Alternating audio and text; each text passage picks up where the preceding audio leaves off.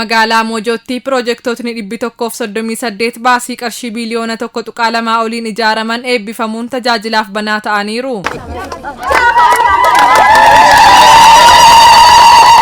Sagantaa eebbaa kanarratti sadarkaa itti aanaa pirezidaantii mootummaa naannoo Oromiyaatti qindeessaa kilaastera baadiyyaa obbo Addisuu Araggaa, bulchaa bulchiinsa godina Shawaa Bahaa obbo Abbaabbuu Waaqoo, kantiibaa magaalaa Moojoo obbo Gaazaalii Hashuu dabalatee hooggantoota naannoo fi godina Shawaa Bahaa akkasumas qaamoleen hawaasa garaagaraa argamaniiru. Piroojektotni eebbifamanis sheediiwwan inisheetiivii qonna magaalaa, mana barnootaa abbaa gamoo 3, magariisummaa magaalaa, giddugala gabaa, manneen qusannaa, daandii dhagaa bocamaa, daandii lafa deemtotaa, mana qorichaa moodela hawaasa ta'uu kantiibaan magaalaa Moojoo obbo Gaazaalii Hashuu himaniiru. Piroojeektiiwwan misooma rakkoolee hawaasaa furuu danda'anii fi galmoota arfan akka magaalaatti qabamanii fi galmoota hawaasummaa lamaan akka magaalaatti qabaman milkeessuu danda'an baajata mootummaa qarshii miiliyoona 830 olii fi humnoota waloomaa walitti qindeessuudhaan birrii miiliyoona 368 waliigalaan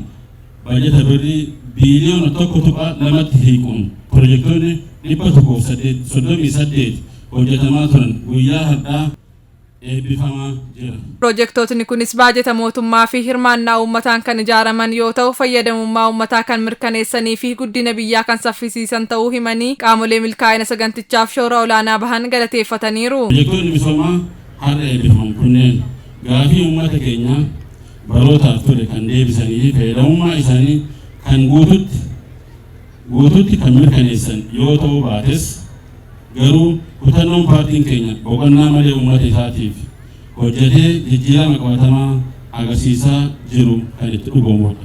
Sadarkaa itti aanaa pirezidaantii mootummaa naannoo Oromiyaatti qindeessaan kilaastera baadiyyaa obbo Addisuu Araggaa saganticha irratti argamuun ergaa dabarsaniin mootummaan badhaadhinaa mootummaa waan yaade galmaan ga'uudha jedhanii bara kan akka naannoo Oromiyaatti piroojektota 34 karoorfamanii hojiitti galame keessaa 27 xumuramuun tajaajila hawaasaaf banaa taasifamaa jira jedhan.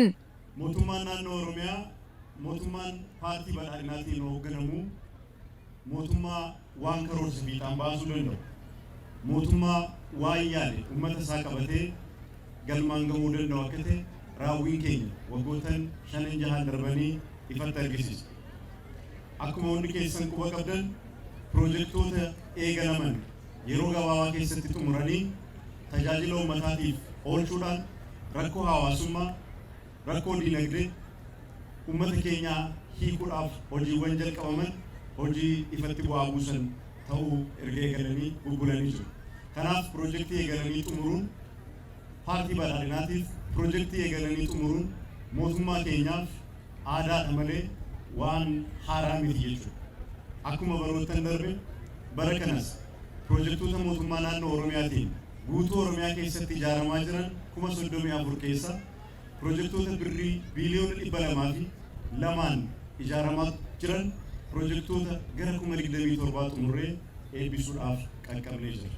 Piroojektotni jalqabaman ariitiin akka xumuraman hordoffii fi xiyyeeffannoon hooggansaa olaanaadha jechuun harkifannaa fi mufannaa raawwii piroojektootaa irratti uumamaa ture hambisuun keenya milkaa'ina guddaadha jedhan. Jiraattonni magaalattii yaada Adaamaa Broadcasting Service'iif kennaniin piroojektonni kunniin ijaaramuu isaatti gammaduu himanii kanaanis gaaffiin isaanii yeroo dheeraa deebii argachuu dubbatan. Magaalaa Moojoo keessatti tanaan dura bu'uuraalee misoomaa akkanatti hojjetame jijjiiramaan asitti wanti inni hojjetame kun baay'ee kan nama gammachiisuuf kan nama boonsu. Piroojeektiin kun hunda galeessa kan godhate hawaasa hunda galeessa kan godhate fakkeenyaaf kaasuu dandeenya gaaffiin hawaasaa yeroo dheeraa kan ture mana qorichaa jechuudha. Mana qorichaati gaaffii yeroo dheeraa ture. Lammaffaan iddoon kun ji'a 5-6 dura iddoo dhoqqee iddoo balfa hamaa itti gatamu ture iddoon kun jechuudha. Suuraa yeroo darbeef kan ammaa osaarne baay'ee nama gammachiisa. Kanaaf piroojeektiin asii kun immoo waggaa 3-4 kan hojjetame fakkaata jechuudha.